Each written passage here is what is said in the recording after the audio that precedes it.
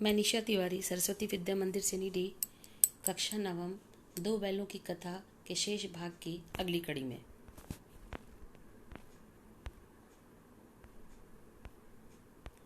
जैसा कि हम लोग पिछले पार्ट में हम लोगों ने पढ़ा है कि पिछले कक्षा में पिछले वीडियो में कि हीरा और मोती दोनों अपने मालिक के घर से अपने पराये मालिक के घर जाते हैं। पराये मालिक से तात्पर्य है छुरी के का जो साला है वह गया उनके घर जाते हैं और उनके साथ सौतेलापन व्यवहार होता है। दोनों वहाँ पर बहुत नाराज़ होते हैं और एक दिन उसकी बेटी के द्वारा उनके बंधन खोले जाने पर दोनों वहाँ से भाग खड़े होते हैं और दोनों भागते भागते बहुत दूर चले जाते हैं। उन्हें यह होश नहीं रहता कि कहाँ जा रहे हैं। आज़ाद होने के बाद उनके समझ में यह बात नहीं आती है कि जाएं कहाँ जाएं। जिधर रास्ता दिखता जाता है वो उधर बढ़ते चले जाते हैं और भागते भागते उन्हें यह एहसास होता है कि हम लोग अपरिचित मार्ग पर आ गए हैं। अनजानी राह, अनजाना शहर, अनजाने गांव, अनजाने लोग, सब अनजाना खेत, सब कुछ अनजाना सा दिखता है। अचानक से उन्हें रास्ते में एक सांड दिखाई देता है और दोनों थोड़े भयभीत हो जाते हैं क्योंकि वह सांड मोटा तगड़ा सांड था और उन्हें यह डर होता है। कहते हैं ना कि आसमान से गिरे खजूर में अटके। दोनों तो वहाँ से भाग चले थे, परंतु यहाँ स्थिति यह हो जाती है कि उनके सामने एक सांड खड़ा है और दोनों ये डरे हुए हैं कि पता नहीं सांड से मुकाबला कैसे हो पाएगा। लेकिन कहते हैं संगठन में शक्ति है और दोनों मिलकर आपस में विचार विनिमय करते हैं। और यहाँ पर लेखक ने बखूबी इस बात को अच्छे संग से प्रस्तुत किया है कि दोनों किस प्रकार आपस में मिलकर एक बड़े से मुसीबत का सामना करते हैं। वह ताकतवर सांड इनसे दुगुनी ताकत का है, लेकिन उस सांड के से इन लोगों ने बड़े डटकर मुकाबला किया और सांड भी इन संगठित शत्रुओं से उसे लड़ने का तजुर्बा नहीं था। वह हताश हो जाता है। दोनों आपस में विचार करते हैं। जब सांड आगे की तरफ मारता है तो एक पीछे की तरफ से उस पर वार करता है। जब वो पीछे की तरफ घूमता है तो एक उसमें आगे की तरफ, यानी हीरा और मोती दोनों ही बैल मिलकर उस सांड को परास्त कर देते हैं और फिर वहाँ से खुशी खुशी, चूँकि उन्होंने एक विजय हासिल की थी और खुशी खुशी वहाँ से चल पड़ते हैं। और जाते जाते उन्हें दिन भर के काफ़ी दिनों से उन्होंने तो ढंग से कुछ खाया भी नहीं था, तो उन्हें रास्ते में हरे भरे मटर के खेत नज़र आते हैं और उस मटर के खेत में दोनों को बहुत अच्छा लगता है और दोनों उस मटर के खेत में घुस जाते हैं और उन्मत्त होकर के बड़े उन्मत्त भाव से मटर खाने लगते हैं। अचानक से जब दोनों का पेट भर जाता है तो दोनों ही यह महसूस करते हैं कि अब हमें यहाँ से हट जाना चाहिए। लेकिन दोनों आपस में धौल धप्पा करते हुए, खेल करते हुए, मनोविनोद करते हुए दोनों आगे की ओर बढ़ते हैं। अचानक से कहते हैं ना कि लालच बुरी बला है, फिर से उनके मन में एक लालच का भाव जगता है कि चलो फिर से कुछ और खा लिया जाए। और जब वह उसमें घुसते हैं तो ऐसा होता है कि कीचड़, चूँकि खेत में मिट्टी थी, गीली मिट्टी थी और उसमें मोती का पैर फंस जाता है और हीरा वहाँ पर बाहर में खड़ा है। अचानक से उस खेत का मालिक दौड़ा हुआ आता है और उसे देख करके, बैलों को देख करके वह उन्हें पकड़कर ले जाता है और एक कांजी हौस में बंद कर देता है। और यहाँ पर एक शब्द आया है कांजी हौस। तो बच्चों, हम लोग पहले ये जानना चाहेंगे कि कांजी हौस क्या है। कांजी हौस एक प्रकार का बाड़ा, एक प्रकार से उसे कहेंगे कि जानवरों का जेल, एक कैद खाना। जो भी अज्ञात लावारिस जानवर होते हैं जो किसी के खेत में चरते हुए पाए जाते हैं तो उन्हें क्या करता है कि मालिक उसे कांजी हौस में ले जाकर बंद कर देता है और उसका एक दायरा है, एक सीमा है। अगर 8-10 दिन के बीच में सीमा होती है उसकी, अगर 10 दिन के बीच में, 8 दिन के बीच में अगर कोई उसका मालिक आकर उसे वापस ना ले जाए तो उसकी नीलामी कर दी जाती है, बोली लगा दी जाती है और उसे बेच दिया जाता है। तो इन दोनों को भी लाकर कांजी हौस में बंद कर दिया जाता है। कांजी हौस में बंद करके उन्हें मोटी मोटी रस्सियों से जकड़ दिया जाता है। उस कांजी हौस में और भी जानवर पड़े हैं जो अधमरे से एकदम अधमरे से जानवर पड़े हुए हैं। उसमें बकरियां हैं, उसमें गधा है, उसमें घोड़े हैं, उसमें ये दोनों भी हैं। दोनों मित्र भी बंद कर दिए गए। और प्रतिदिन जो कांजी हाउस का चौकीदार है वो लालटेन लिए आता है और उनकी हाजिरी लेता है। हाजिरी से समझते हैं तात्पर्य अटेंडेंस। क्यों अटेंडेंस लिया जाता है? ये अटेंडेंस हाजिरी उनकी कांजी हाउस में प्रतिदिन उनकी हाजिरी क्यों ली जाती थी? क्योंकि उनको यह डर था कि कहीं कोई जानवर भाग तो नहीं गया। गिनती उनकी समझ में आए कि नहीं, आज इतना ही है, कल इतना हमने जमा किया था और आज इतना ही है। तो ये हाजिरी उनकी इसीलिए ली जाती है। तो कांजी हाउस में प्रतिदिन उनकी हाजिरी ली जाती थी, दोनों की हाजिरी ली जाती है। और दोनों अनमने से उसमें पड़े हैं, ना उन्हें खाने के लिए कुछ दिया जाता है, ना उनकी कोई देखभाल की जाती है। सारे जानवर उसमें मरे मरे से, जैसे लगता है कि किसी में जान ही नहीं है। जेल तो जेल होता है ना।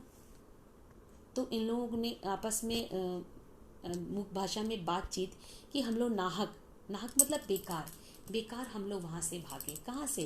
गया के घर से। कम से कम वहाँ पर कुछ भी रूखा सूखा भी तो मिल जाता था, या फिर उस बच्ची ही तो हमें कुछ दे देती थी खाने के लिए। लेकिन अब करे तो क्या करें, कर भी नहीं सकते थे। दोनों आपस में विचार करते हैं और कहते हैं ना कि संघर्ष, यहाँ पर बड़े अच्छे ढंग से संघर्ष की प्रेरणा की बात की गई है। बहुत अच्छे ढंग से संघर्ष की बात दिखाई गई है। दोनों ही मन में विचार करते हैं कि हमें यहाँ से निकल जाना है, कैद नहीं रहना है। अगर यह विचार नहीं करते तो शायद वो दोनों उसी में रहते, हार मान लेते जिस तरह से अन्य जानवर पड़े हुए थे। तो दोनों ही अपने मन में विचार करते हैं और दोनों एक दूसरे का समर्थन करते हैं और प्रयास में लग जाते हैं। प्रयास का अर्थ संघर्ष में लग जाते हैं कि किस तरह से हमें यहाँ से भाग निकलना है। और उसके बाद मोती हीरा मजबूत तो था ही, अपने नुकीले सिंग दीवार में गड़ा दिए और जोड़ मारा। मोती तो हट्टा कट्टा था, अपना सिंग को दीवार में गिराया और दीवार कच्ची थी, उसमें जोड़ से मारा तो एक लेयर चप्पड़, उस दीवार की एक चप्पड़ गिर जाती है। चप्पड़ मतलब लेयर। और मान लो कि ईंट की एक दीवार है और उस पर एक चप्पड़ है, चप्पड़ एक लेयर गिर गया। मान लो सीमेंट का एक लेयर गिर गया, तो एक लेयर गिरा तो थोड़ा सा कमजोर हुआ दीवार, फिर जोड़ मारे तो फिर गिर गया। इस तरह से धीरे धीरे दीवार पतली होती चली जाएगी। और क्या होगा, जब दीवार पतली हो जाएगी तो उसको धक्का देने से वह टूट जाएगी। तो सोचो कि बच्चों की कितनी अच्छी सोच, कैसी सोच थी उनकी, कितना अच्छा सोचते थे दोनों। और दोनों ने प्रयास किया कि हम लोग ऐसा कर देंगे। और चूंकि उसका घेरा बहुत था तो थोड़े थोड़े दीवार गिरने लगी। उसकी हाइट, जो उसकी ऊंचाई थी, वो धीरे धीरे कम होती चली गई। एक चिप्पड़ निकल आता है और उसी समय जब दोनों वहाँ से निकलते हैं, जब दोनों दीवार को तोड़ रहे हैं, तो क्या होता है कि वह हाइट उसकी कम हो जाती है। तब तक उसी समय चौकीदार का प्रवेश होता है। वह आता है तो देखता है कि अरे इसका तो इसकी जो दीवार है उसको तो तोड़ दिया गया, आधे तोड़ी हुई है। वो समझ जाता है कि ये जानवर लोग भागने की कोशिश में हैं। वह आकर उन्हें मोटी मोटी रस्सियों से जकड़ा देता है और समझ जाता है कि यही दोनों बैल ऐसा कर रहे हैं। चौकीदार लालटेन लेकर के जानवरों की हाजिरी लेने के लिए पहुंचता है और ऐसा देखकर उन्हें रस्सियों से जकड़ देता है। दोनों ही जानवर यह सोचते हैं कि अब क्या किया जा सकता है। दोनों रस्सियों को चबाने लगते हैं। रस्सी जो मोटी मोटी बांधी गई थी, तो कहते हैं कि अब हमें भागना है, तो कैसे चबाएंगे? चबाने से क्या होगा कि धीरे धीरे मोटी रस्सी उसको चबाते चबाते चबाते उसका एक एक धागा कटता चला जाएगा। और घटते कटते क्या होगा कि वह पतली हो जाएगी, और पतली हो जाएगी तो हम उसे झटके मारेंगे और वह टूट जाएगी। तो इस तरह से जैसे हम लोग मोटी रस्सी को तोड़ना रहता है तो हम लोग क्या करते हैं, उससे दीवारों में घिसटते हैं। अगर कुछ काटने का साधन ना हो तो धीरे धीरे रगड़ खाते वो पतली हो जाती है और झटका मारने से टूट जाती है। तो ऐसी कोशिश दोनों करने लगे। और उसके बाद उन दोनों ने प्रयास किया कि एक तो आज़ाद था और एक को मोटी रस्सी रस्सी, यहाँ पे हीरा को जकड़ दिया गया था और मोती आज़ाद था। तो मोती हीरा से कहता है कि दोस्त तुम भाग जाओ, मुझे रहने दो। लेकिन यहाँ दोनों में मित्रता का भाव देखने को मिलता है। मोती तो बंधा है, हीरा नहीं भागता है, क्योंकि उसको कहता है कि नहीं, जिएंगे भी साथ और मरेंगे भी साथ, जो भी होगा एक साथ देखा जाएगा। और दोनों ही क्या करते हैं, अन्य जानवरों को धकेल धकेल कर उन्हें भगा देते हैं। उसमें एक बच जाता है बेचारा गधा, और गधा वह निकलता नहीं है, तो उसे धकेल धकेल करके बाहर निकाल देते हैं। अचानक से दूसरे दिन उस बाड़े के सामने डुग्गी बनने लगती है। डुग्गी एक होती, पहले का बाजा ढोलक टाइप का होता था छोटा सा, वो डुग्गी बजती है। और दोपहर होते होते वहाँ 50-60 आदमी जमा हो गए। तो मैंने आपसे पहले ही कहा था कि कांजी हाउस में जानवरों को बंद कर दिया जाता है, और बंद करने के पश्चात उनकी एक सीमा होती है कि इतने दिनों तक अगर उसका मालिक उसे लेने नहीं आए तो उसकी नीलामी कर दी जाती है। तो समय बीत गया था और इनकी नीलामी का वक्त आ गया था, और चारों तरफ कहते हैं ना कि अनाउंसमेंट, इसको हम लोग कहते हैं अभी आजकल, अनाउंस कर दी कि चारों तरफ कि अरे अरे देखो वहाँ पर कांजी हाउस के सामने जानवरों की नीलामी होने लगी है। तो कम कीमत पर भी वो जानवर मिलने लगते हैं।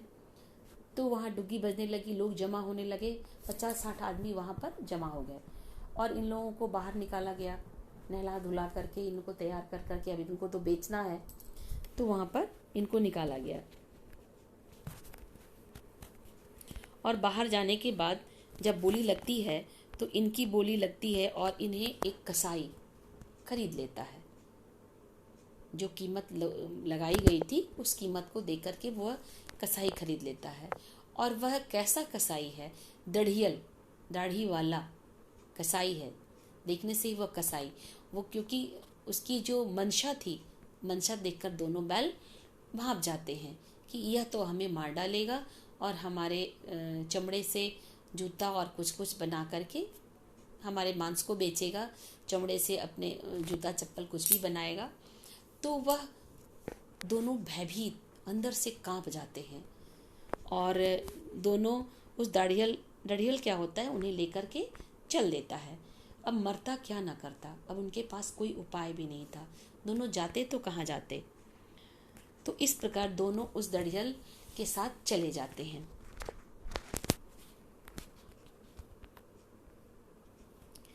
दाढ़ियल उन्हें लेकर चलता है, तो जाते समय रास्ते में उन्हें कुछ परिचित से रास्ते नजर आते हैं। कभी कभी हम लोग किसी जगह जाते हैं तो अचानक से कोई मोड़, कोई ऐसा रोड नजर आता है, जैसा लगता है अरे यहाँ तो हम कभी आए थे, ऐसा महसूस होने लगता है। तो उन्हें भी ऐसा लगता है कि ये तो हमारे घर का रास्ता है। घर से तात्पर्य झूरी का घर, वे झूरी के घर को अपना घर समझते थे, ये तो हमारा घर है। और जैसे जैसे उनको परिचित रास्ते, वही बाग, वही चारागाह, वही थान, वही सब कुछ उन्हें नज़र आने लगता है, तो उनके अंदर एक जोश आ जाता है कि चलो अब हम लोग अपने एरिया में, कहते हैं ना अपने घर में एक बिल्ली भी शेर बन जाती है, तो वह शेर बन, मतलब एक तरह से उनके अंदर एनर्जी आ जाती है, वो ताकत आ जाती है। और दोनों एकदम एकदम कुलेले भरते हुए, एकदम दोनों उन्मत्त होकर बछड़ों की भांति कुलेले करते हुए घर की ओर दौड़ भागते हैं। और दोनों में इतनी ताकत आ जाती है, और लगता नहीं है कि दोनों कभी इतने दिनों से नहीं खाए पिए हैं। और दोनों एकदम तेजी गति से रस्सी छुड़ा करके और भाग खड़े होते हैं, और भागते भागते दोनों जा करके अपने मालिक झूरी के चरनी पर जाकर खड़े होते हैं। प्रातः होता है तो झूरी उन्हें देखता है, और दोनों हीरा और मोती विजय शूर की भांति उसका रास्ता रोके खड़े थे, और गांव के लोग तमाशा देखते थे, हंसते थे। और जब दोनों वहां पर पहुंचे तो जूरी उन्हें गले से लगा लेता है, उन्हें चूमता है, चाटता है, और गांव के लोग ऐसा दृश्य देख कर के हंसने लगते हैं, खुश हो जाते हैं कि चलो जानवरों में भी इतनी आत्मीयता, अपने मालिक के प्रति वफादारी। कहते हैं कुत्ता तो वफादार होता है, यहाँ बैलों को भी वफादार बताया, अपने मालिक के प्रति लगाव को बताया। तो यहाँ पर उस लगाव को दिखाया है हमारे लेखक ने। तो यहाँ पर दोनों आकर के अपने मालिक से मिलते हैं और आकर खुश हो जाते हैं। मालिक भी उन्हें पुचकारता है और जो जूरी की पत्नी है वही बैलों को पुचकारती है, उन्हें रोटी देती है। गांव के लोग उसका सम्मान करते हैं कि चलो आज इन बैलों को कुछ दिया जाए। कहते हैं ना कि जो विजेता होता है, विजेता को पुरस्कृत किया जाता है। कोई अपने घर से खल्ली लाता है, कोई चोकर लाता है, कोई भूसी लाता है, ये उनके पुरस्कार स्वरूप खुश होकर उन्हें खिलाता है। तो बच्चों, इस प्रकार इस पाठ में निरंतर संघर्ष करते रहने की प्रेरणा दी गई है। कभी भी कई जगह ऐसा प्रसंग आया है तो उस प्रसंग में हर जगह कभी हीरा कभी मोती, कभी दोनों मिलकर ही अपनी आज़ादी के लिए संघर्ष करते रहे हैं और अंततः उन्हें आज़ादी मिल ही जाती है। इसमें कई नीति विषयक मूल्य उभर कर आए हैं, जिसमें सहिष्णुता, आत्मीयता, मित्रता का भाव, दयालु, ये कई सारे नीति विषयक मूल्य हैं, जिसमें सहने की शक्ति, कभी हीरा सहता है तो कभी मोती सहता है। दोनों में सहयोग की भावना, क्योंकि कभी हमने जिक्र किया था कि जब उन्हें जब गाड़ी में जोता जाता या हल में जोता जाता था तो दोनों के मन में एक भाव रहता था कि हमारे कंधे पर ज़्यादा बोझ हो। वो चाहता था कि हमारे मित्र को भार कम पड़े, उन्हें कम परेशानी हो। तो यह सब मित्रता की भावना है, सहयोग की भावना है। जब एक दोस्त विपत्ति में आता है तो दूसरा दोस्त उसे छोड़कर भागता नहीं है, उसकी मदद से तो उसके साथ रहता है। तो ये सारे भाव एक जानवर में भी कूट कूट कर भरे हैं और जानवरों के माध्यम से ही लेखक ने हमें ये सारे हमारे अंदर ये सब भाव भरने को प्रेरित किया है। तो हमें इस पाठ से ये सारे सहिष्णुता, मित्रता, सहानुभूति, धैर्य, ये सारी चीज़ें सीखने को मिलती है। तो इस प्रकार यह पाठ यहीं समाप्त होता है। अब हम लोग अगले वीडियो में इस पाठ के प्रश्नोत्तर पर ध्यान देंगे। इससे पूर्व थोड़ा सा मैं इसकी शब्दार्थ पर ध्यान देती हूँ। प्रतिवाद, जो प्रतिवाद का अर्थ है विरोध, मसलहत हितकर, रगेदना खदेड़ना, मल्लयुद्ध कुश्ती, रेवड़ पशुओं का झुंड, उत्साह आनंद। तो ये कुछ शब्दार्थ है जो इसमें इन शब्दों का प्रयोग इस पाठ में किया गया है और पढ़ाने के दौरान आए थे। बच्चों, जब इस पाठ को हम पूर्णतः पढ़ेंगे, पंक्तिशः पढ़ेंगे, तो इसमें बहुत सारी बातें ऐसी छिपी हुई हैं जो हमें बहुत कुछ सिखाती हैं। तो प्रेमचंद ने हमेशा से हमें एक सीख देने की कैसी है पशु समाज, और कहते हैं ना कि आज एक कृषक के लिए एक पशु का होना कितना आवश्यक है, इस पाठ में भी देखने को मिलता है। किसान की जान होते हैं पशु और पशु के सर्वे सर्वा होते हैं किसान। यह इस पाठ में एक बखूबी देखने को मिला है। तो बच्चों, यह पाठ यहीं समाप्त होता है। अब हम लोग इस पाठ की अगली कड़ी अर्थात इसके प्रश्नोत्तर पर अगले दिन अगले वीडियो में पढ़ेंगे। धन्यवाद।